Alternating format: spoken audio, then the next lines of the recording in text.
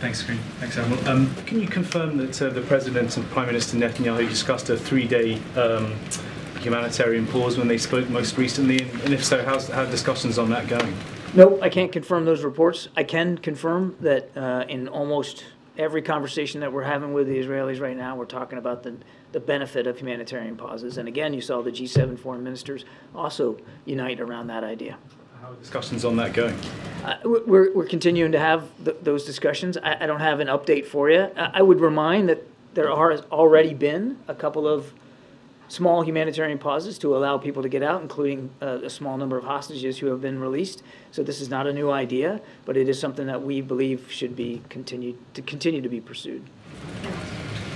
The Secretary of State in his comments today also referred to a, quote, transition period after this conflict. Could you expand on that and explain what does a transition period look like to this administration? I think he was referring to this idea that, and it came up yesterday, where Prime Minister Netanyahu talked about an indefinite period where they would be on the ground. I think he was referring to the idea, the fact that in the immediate aftermath of conflict, it's certainly plausible that for at least some period of time, Israeli Defense Forces are still going to be in Gaza to manage the immediate aftermath and the security situation.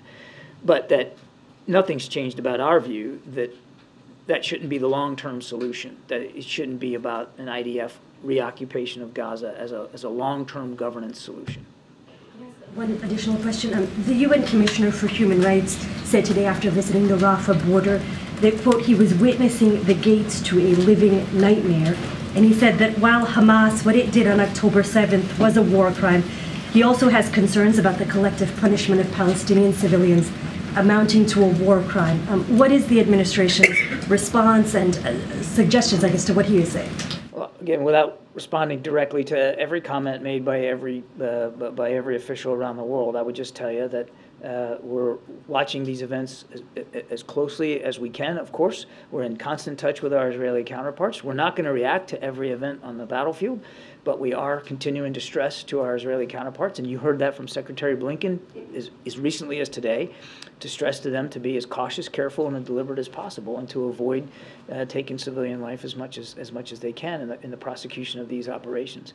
Now, you had asked me yesterday about Golan Heights, so. About it earlier too, but go ahead. I know. Please. So I just wanted to be fair here. There's been no change in our position on the Golan Heights. I think Secretary Blinken talked about this back in February of 21. No change in our policy. And, as long as the situation in Syria remains as it is, we understand that that Israel has legitimate security needs there in the Golan Heights. So no change, no policy change. Good.